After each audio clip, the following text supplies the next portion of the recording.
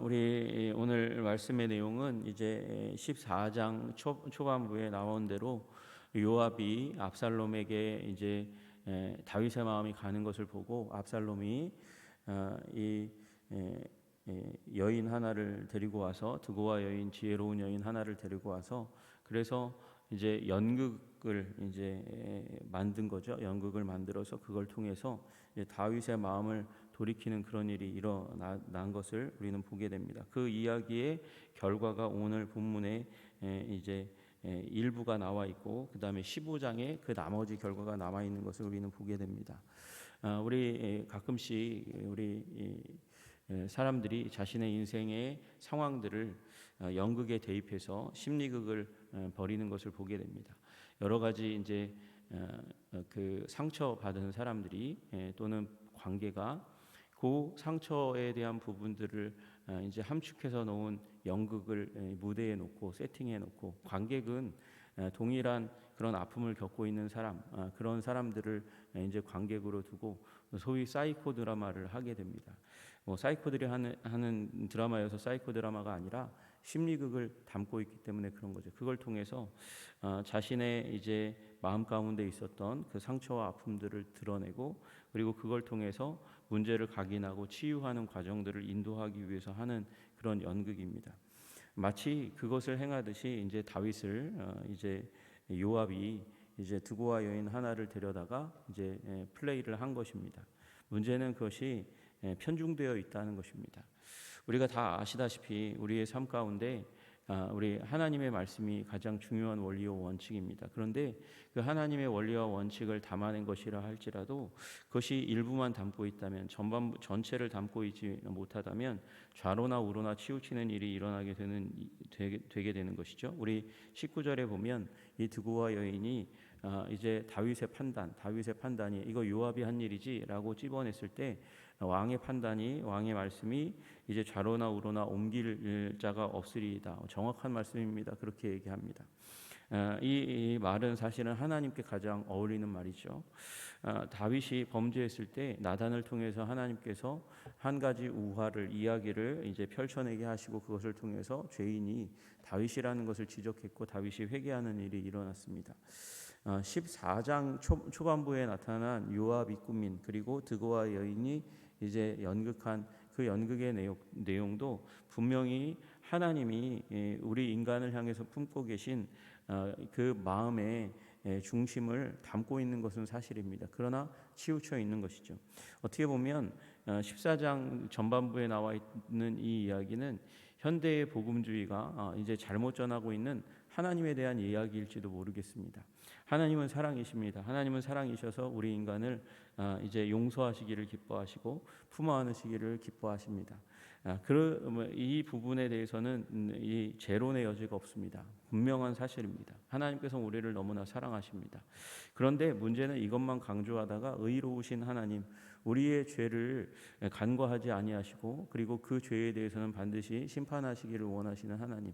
그래서 우리로 예수 그리스도 안에서 우리 죄를 정결하게 하고 그리고 예수 안에서 이미 심판했다는 사실을 깨달아 알 수 있도록 하기 위해서 예수님의 십자가와 보혈 그리고 회개의 삶, 우리 날마다 우리의 정과 욕심을 십자가에 못 박고 우리의 자아를 굴복시키며 살아가는 삶의 중요성에 대해서 우리는 깨달아 알아야 되는데 그 부분은 간과한 채 앞에 부분 하나님의 사랑에만 강조하면 그러면 죄의식이 없이 그리고 그 결과 하나님 앞에서 성화, 거룩하게 되는 것도 없이 살아가는 그런 값싼 복음을 전하는 일들이 일어나게 될 수밖에 없는 것입니다.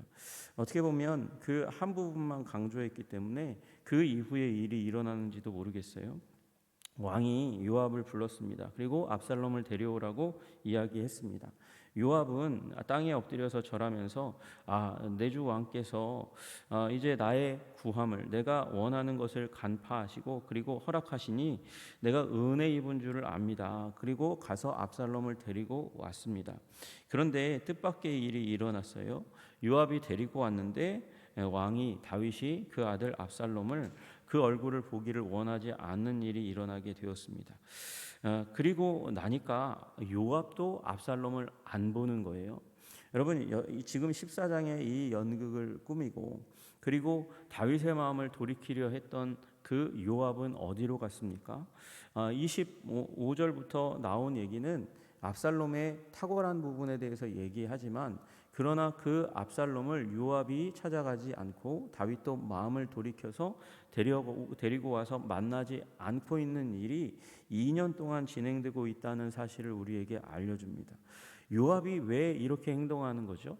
압살롬을 다윗의 마음을 읽고 다윗이 이 맺힌 것, 마음 안에 맺힌 것, 그 마음의 소원, 그런데 움직이지 못하는 것, 그것을 풀어주기 위해서 요압이 지금 다윗의 이 마음을 풀어주기 위해서 회복시키기 위해서 이 드라마를 준비한 것일까요? 아니면 정말 압살롬을 안타까이 여겨서 불쌍히 여겨서 그 다윗 왕가의 이 비극을 안타까움을 해결하기 위해서 요압이 지금 이 플레이를 이 연극을 준비해 가지고 그래서 끌어오는 걸까요? 압살롬을 정말 생각해서 그렇게 한 것일까요? 그 모두도 아니라는 사실을 우리는 기억해야 하는 것이죠. 요압이 왜 이런 의도와 목적을 이 압살롬을 데리고 오려고 어떤 의도와 목적을 가지고 행동했을까? 우리는 좀 궁금해 할 필요가 있어요. 요압이 왜 그렇게 했습니까? 요압은 일단 이 남북 이스라엘, 이 북이스라엘과 남유다가 통일되는 그 가운데서 동생의 죽음으로 말미암아 분노해서 상대편 이제 국무총리라고 할 수 있는 사람이 이제 정상회담을 하기 위해 왔을 때 죽였잖아요. 죽임으로 말미암아 통일의 걸림돌이 된 일이 있어요. 요압이라는 사람은 굉장히 즉흥적이고 그리고 자신의 마음을 주체하지 못하는 사람입니다. 그런 요압이 굉장히 지금은 지혜롭게 행동하고 또 이 부분에 있어서 다윗의 마음을 읽은 것처럼 압살롬을 아끼는 것처럼 그렇게 행동한단 말이죠. 그런데 이 요압이라는 사람을 전반적으로 살펴보면 그 사람이 굉장히 기회주의적이라는 사실을 압니다. 여러분 왜 요압이 이 연극을 꾸몄냐? 왕의 마음이 압살롬에게 향하는 줄 알고 그렇게 행동했다고 14장 1절은 분명하게 얘기하고 있어요. 그러니까 다윗은 지금 아픔을 겪고 있는 거잖아요. 굉장히 연속적인 아픔을 겪었습니다. 이제 이 아들 아기가 태어나자마자 이제 우리아의 아내에게서 난 아들이 죽었어요. 그리고 이 큰아들이 암논이 압살롬에 의해서 죽는 일이 일어났습니다. 그리고 딸 다말은 죽임을 당하지는 않았지만 여인으로서는 죽은 거나 다름없는 굉장히 상처 입고 침체하고 시집도 못 가는 그런 비극을 겪게 되었어요. 여러 가지 비극을 겪고 있는 그 가운데서 다윗은 굉장히 큰 상심을 한 상황 가운데 있는데 그 마음이 압살롬에게 향하고 있습니다. 그리고 실질적으로 장자의 명분도 압살롬에게 있어요. 압살롬이 3남이지만 둘째는 태어난 이름이 딱 나오고 그 다음에는 나오지 않습니다. 첫째 아들은 죽었습니다. 그러니까 왕위 서열에 있어서 압살롬이 세 번째, 물론 살인이라는 비극적인 문제를 일으킨 사람이긴 하지만 다윗의 마음이 가고 있으니까 이 사람이 왕이 될 가능성이 굉장히 많은 그런 상황 가운데 있습니다. 여러분 그러면 압살롬을 요압이 데리고 오면 그래서 이 압살롬이 왕이 되면 그러면 가장 1등 공신이 누구이겠습니까? 이미 마음은 다윗에게 가고 있고 그 다윗과 화해시켜서 그래서 이제 장자의 명분을 갖고 있는 압살롬이 이제 왕이 되면 1등 공신은 요압이 되는 겁니다. 요압은 아마 그런 의도와 목적을 가지고 행동했을지 모르겠어요. 솔로몬이 나이가 많아서 이제 하나님의 부름을 앞두고 있는 그 가운데서도 이제 줄을 서는 일이 요압에게 있단 말이죠. 물론 솔로몬에게 서지 않아서 그래서 나중에 결국 죽임을 당하게 되는 일이 일어납니다. 오판을 한 것이죠. 그러니까 요압은요 권력의 이 향배에 대해서 굉장히 민감한 사람이에요. 그 권력을 잡기를 원하고 자기가 기세등등하게 우위에 서는 사람이기를 되게 원하는 사람이었습니다. 그런데 요압이 잘못 계산한 게 있는 거죠. 데리고 왔더니 문제가 일어났습니다. 왕이 얼굴을 안 보려고 하는 거예요. 그러니까 여태까지 데리고 오려고 했던 그 압살롬을 요압도 얼굴 안 봅니다. 그 요압도 불러도 두 번이나 불러도 오지 않는 일들이 일어나는 거예요. 여러분, 압살롬이 왜 다윗의 마음에 그렇게 있었는가 보았더니 머리끝부터 발끝까지, 정수리부터 발바닥까지 흠이 없는 자였다, 그렇게 얘기했어요. 아름다움으로는 크게 칭찬받는 자였다, 그렇게 얘기합니다. 그러니까 압살롬은 잘생긴 미남 배우와 같이 키가 크고, 그리고 얼굴이 잘생기고, 그리고 흠이 없는 사람, 뭐 이렇게 조각미남이라고 할 수 있는 그런 사람이고, 머리털이 무거워요. 그러니까 여러분, 우리 연예인들도 보면 이 머리 탈모되었을 때 조금 이제 머리 있을 때보다 조금 외모가 이 감가되는 일들이 일어나잖아요. 잘 못생겨 보이는 일이 일어나요. 그런데 이 압살롬이라는 사람은 1년에 한 번 연말에 머리털을 깎는데 이발을 하게 되는데, 그게 이제 왕의 저울로, 정확한 저울로 200세겔이나 되는 일이 일어납니다. 200세겔, 그러니까 2kg가 넘어요. 그러니까 머리털만 2kg가 된다고 하니까 굉장히 머리 관리도 잘하고 잘생긴 사람입니다. 게다가 압살롬은 이제 어린 사람이 아닙니다. 어린 사람이 아니에요. 아들 셋과 딸 하나를 낳았어요. 근데 게다가 굉장히 용감합니다. 자신의 수치가 수치라고 생각하지 않는 거예요. 여러분, 자신의 동생의 이름 암논에 의해서 수치를 당해서, 그래서 자신이 살인을 저지른 이 동생의 이름이 바로 다말 아닙니까? 그런데 그 다말이라는 이름을 자기 딸에게 이름 붙여요. 지금 이 압살롬이라는 사람은 이걸 자신의 수치라고 여기지 않는 거예요. 오히려 이제 두 가지 의도가 있겠죠. 하나는 내 불쌍한 다말 동생이 내 딸에게서 보람을 찾고 의미를 찾고 그 관계 가운데서 흡족함을 누리라고 하는 연민의 마음, 불쌍함의 마음이 있을 수 있지만, 또 하나의 마음은 다른 사람들에게 내가 암논을 죽인 것이 정당하지 아니하나, 나는 부끄럽지 않다, 나는 다말로 말미암아 행동한 일, 다른 사람들이 이 딸의 이름이 뭐예요? 다말이죠. 다말 어디서 많이 들어봤는데 당신의 누이의 이름이 다말 아닙니까? 그렇지. 다말 그 여동생 생각을 하게 되면 생각나는 그 일로 말미암아 2년 동안 칼을 갈고 암논을 죽였던 그 일로 말미암아 아버지에게서 쫓겨나서 망명 생활을 했던 그 일을 전혀 부끄러워하지 않고 있는 암논의 모습을 우리는 상상할 수 있게 되지 않습니까? 그와 같아요. 암논이 그와 같은 사람으로 지금 사회 가운데 자기 자리매김을 하고 있는 것이죠. 여러분, 그러니까 지금 14장 앞에 있는 요압의 이야기, 자기가 오게 된 그 연유에 대해서 이 두고와 여인을 통해서 이 요압이 했던 얘기를 듣게 되었을 건데, 압살롬은 그 가운데 회개가 없어요. 돌이킴이 없어요. 자기를 돌아오게 한 사람들에 대한 고마움도 별로 있지 않아요. 원망하게 되는 일이 일어나죠. 이 자신이 왕에게 불려왔지만 그러나 왕 앞에 나아가지 못하고 있는 이 답답한 상황을 해결하기 위해서 요압을 불러오는데, 요압을 2번이나 불러도 오지 않으니까 이 상황 가운데서 자신이 행동해야 될 이 자신의 위치를 망각하고, 오히려 이 요압의 보리밭에 불을 질러서 요압이 오게 하고, 그 요압을 사용해서 아버지와 화해하려고 하는 일이 일어나게 됩니다. 그래서 아버지와 화해해요. 그래서 14장 마지막 절에 이제 다윗이 오기에서 왕이 압살롬과 입을 맞추는 일이 일어났다, 그렇게 얘기합니다.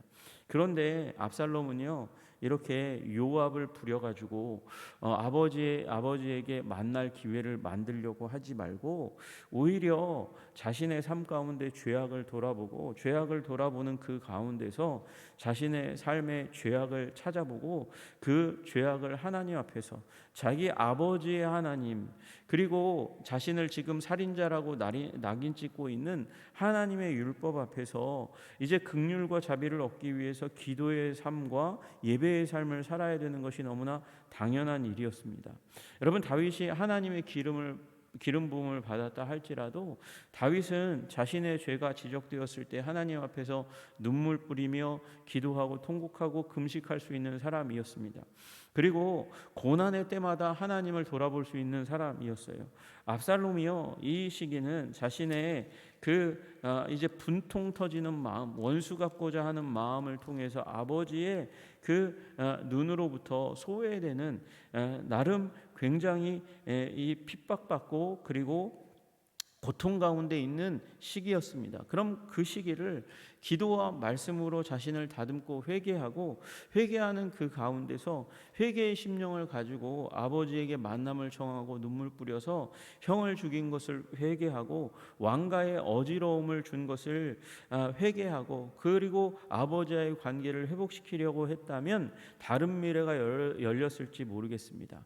여러분, 우리는 운명 가운데 살아간다고 얘기할 만큼 하나님의 명백한 뜻이 있다는 것을 알고 있습니다.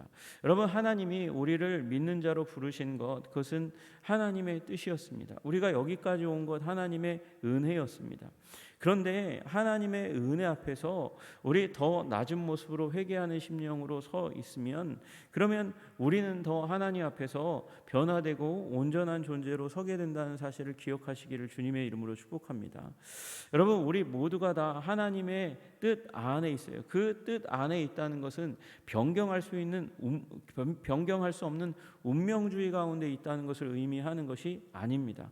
우리가 하나님 앞에서 온전하고 바른 태도로 서 있으면 하나님께서 우리에게 복을 더욱 더해 주시는 삶을 살아가는 것이고요.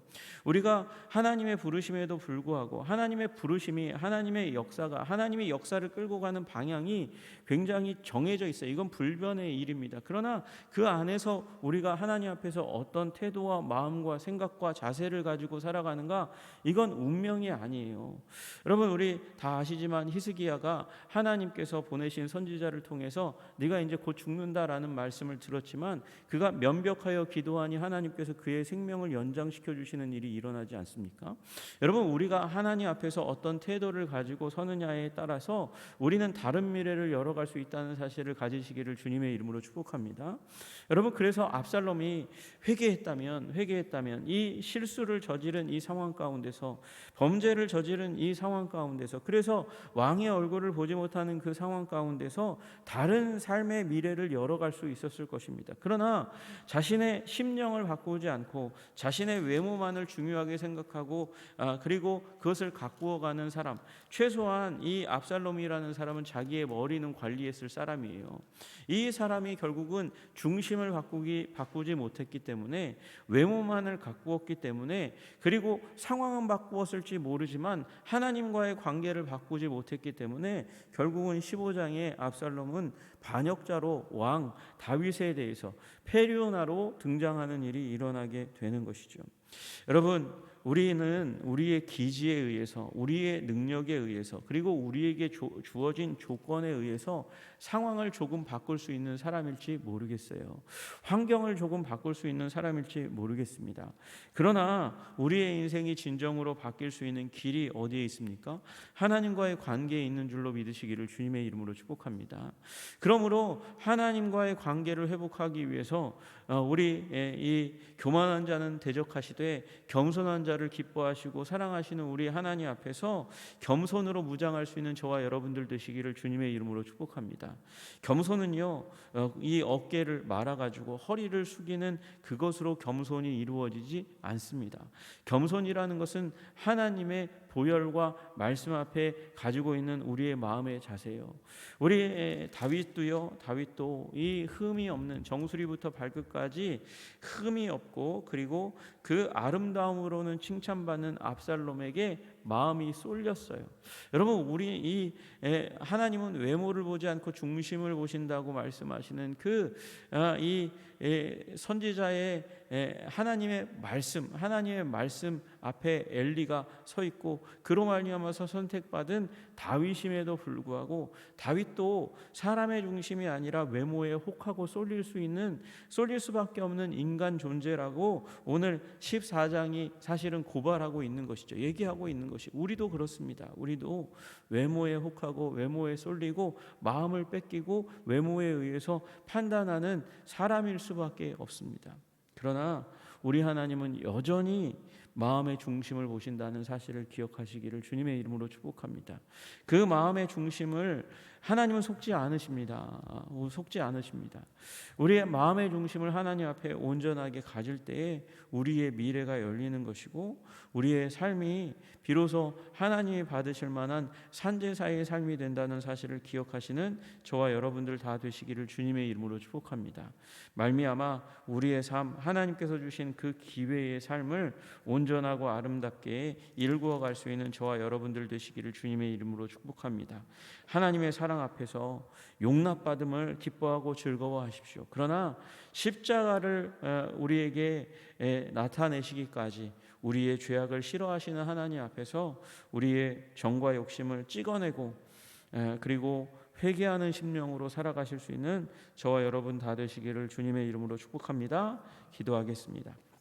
하나님 아버지, 우리가 잘 되는 길, 우리가 하나님의 품 안에 지속적으로 아버지 안김을 받고 그리고 하나님께서 우리를 들어 하나님의 아버지 형통의 길을 걸어가 아버지 아무 이상 없이 주님께서 원하시는 그 자리까지 이르는 그 길이 다른 데 있는 것이 아니라 말씀과 아버지 십자가에 있음을 우리 기억하게 하여 주시옵소서. 우리의 아버지 정과 욕심을 십자가에 못 박고 우리의 홀이라도 남아있는 아버지 우리의 죄악을 주님 앞에 회개하며 살아갈 수 있는 우리 한 사람 한 사람 될 수 있도록 주님 도와주시고 인도하여 주시옵소서. 다윗에게 용납받을 수 있는 길이 회개의 길이었는데 아버지 마치 이 요압을 통해서 길을 연 것 같지만 그러나 그 길은 다만 정치적인 명분을 얻는 것이었을 뿐 또 다른 반란의 길을 걸어가게 되는 것을 우리는 보게 됩니다. 우리들도 하나님 아버지 앞에서 아버지 정결함으로 무장하고 하나님의 뜻 가운데 온전히 서서 하나님의 영광을 아버지 우리의 삶 가운데 높여드리는 거룩한 삶 살아갈 수 있도록 말씀과 아버지 성령의 인도하심 가운데 십자가 앞에 설 수 있도록 주님 도와주시고 인도하여 주시옵소서. 오늘도 일하시는 성령님 앞에 겸손과 순종으로 나아가는 주의 백성들 다 되게 하시기를 간절히 소원하며 예수 그리스도 이름 받들어 기도드리옵나이다. 아멘.